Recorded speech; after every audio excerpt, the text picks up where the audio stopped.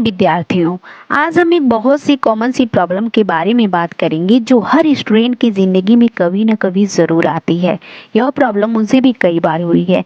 जब भी हम एग्ज़ाम के लिए तैयारी करते हैं तो कुछ क्वेश्चन ऐसे ज़रूर होते हैं जिनका आंसर हमें नहीं आता है या जिनके बारे में हमने नहीं पढ़ा होता है। तो फिर ऐसे में हमें क्या करना चाहिए? क्या उन क्वेश्चन को छोड़कर आ जाए? लेकिन ऐसा करने से हमारे एग्ज़ाम में नंबर कट जाएंगे, हो सकता है हम पास भी ना हो पाए। तो हमें ऐसा क्या करना चाहिए जिससे क्वेश्चन को अटेम्प्ट करके हमारे नंबर कम से कम पासिंग मार्क्स तक तो आ ही जाए। नमस्कार दोस्तों, तो आज हम इस वीडियो के माध्यम से आपको दो तरीके ऐसे बताएंगे जो इस प्रॉब्लम का सलूशन कर सकता है। एक तो आपको पढ़ना कैसे है और दूसरा आपको एग्जाम में लिखना कैसे है। अपनी प्रॉब्लम को सॉल्व करने के लिए सबसे सही तरीके के बारे में बात करेंगे। वह है पढ़ाई करने का सही तरीका। हमें एग्जाम में कोई चीज़ क्यों नहीं आती, वो क्वेश्चन हम अटेम्प्ट क्यों नहीं कर पाते जो शायद हमने पढ़े नहीं होते हैं, लेकिन आते तो हमारे सिलेबस से ही अलग से पेपर नहीं आता है। जो हमारी बुक होती है उसी के अंदर से पेपर बनाया जाता है। यानी पूरे साल हमने पढ़ाई तो किया है, मतलब ये कि हमने उस पॉइंट को पढ़ा है, टीचर ने भी पढ़ाया होगा, लेकिन शायद हमें याद नहीं है। फिर भी हम एग्जाम में क्यों नहीं लिख पाते? क्योंकि हमने कभी उस पॉइंट पर ध्यान ही नहीं दिया है। नंबर 1, पढ़ना कैसे है। आप ये समझिए, अगर क्वेश्चन आंसर को पढ़ने बैठेंगे, पहले के क्वेश्चन पेपर को लेकर उसको सॉल्व करने बैठेंगे तो आपका दिमाग सिर्फ सॉल्व करने पर ही रहेगा। लेकिन अगर आप चैप्टर को पढ़ेंगे, क्वेश्चन आंसर को समझे, आपको रटना नहीं है, सिर्फ समझना है इसमें लिखा क्या है। ध्यान रखिए, जो किताब में लिखा हुआ एग्जैक्ट को आंसर आपको अपने दिमाग में नहीं डालना है। जो बुक में लिखा है वो आपको उसे पढ़ना है, समझना है कि क्या है, और उसके बाद क्वेश्चन को ध्यान में रखना है कि क्वेश्चन क्या है। जरूरी नहीं है कि एग्जैक्ट क्वेश्चन जो आपके बुक में लिखा है वही एग्जाम में भी आएगा। यही क्वेश्चन आपको दूसरी तरीके से घुमा फिरा के भी आ सकता है, लेकिन उसका आंसर वही होता है जो आपने पढ़ा है। अब आपको समझ आया होगा कि एग्जैक्ट आंसर क्यों नहीं लिखना है। आपने जो आंसर पढ़ा है उसे दिमाग में लिखे, यानी बनाकर लिखना है। आपने क्या पढ़ा था उसको ध्यान रखें। आपने दिमाग को ये नहीं दिखाना है कि आपके ऊपर बोझ है। आपको इसे पढ़कर बहुत ज़्यादा अच्छे से अच्छे तरीके से समझना है। अपने दिमाग को शांत रखें और सिर्फ पढ़ें। ऐसे समझने से जब आप एग्जाम में बैठेंगे ना तो आपको सब याद आ जाएगा। लेकिन अगर आप रटेंगे तो एग्जाम में बैठने के बाद सब कुछ भूल जाएगा। नंबर 2, लिखना कैसे है।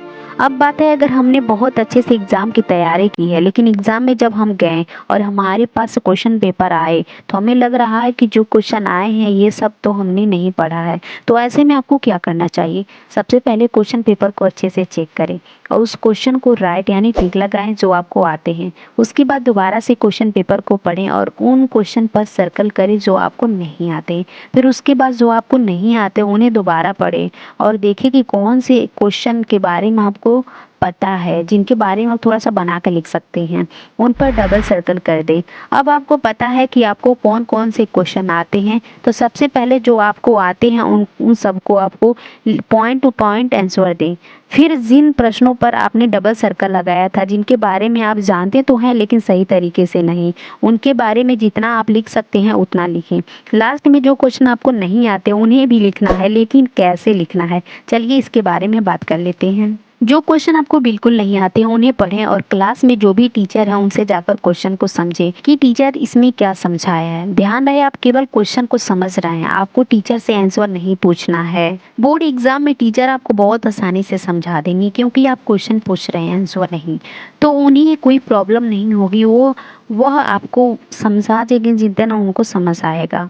अब जब आपने टीचर से समझ लिया है कि प्रश्न किस बारे में है, तो अब आपको अपने दिमाग से आंसर को बनाकर लिखना है। यानी आप उसके बारे में क्या लिख सकते हैं, बुक को भूल जाइए कि बुक में क्या लिखा होगा। आपको उस टॉपिक में जो समझ आए लिखते जाइए, लेकिन जो क्वेश्चन के आंसर को बनाकर लिख रहे हैं उसमें ज़्यादा टाइम ना लगाएं। जैसे कि 5 नंबर का क्वेश्चन है तो उसमें उसी हिसाब से लिखना है कि हमें 5 नंबर में से 2 या 3 नंबर मिल जाए, और अगर आप सही तरीके से लिखेंगे तो 4 नंबर भी मिल सकते हैं। टीचर आपकी सोच को देखते हैं कि आप कितनी क्षमता रखते हैं किसी प्रॉब्लम को सॉल्व करने की।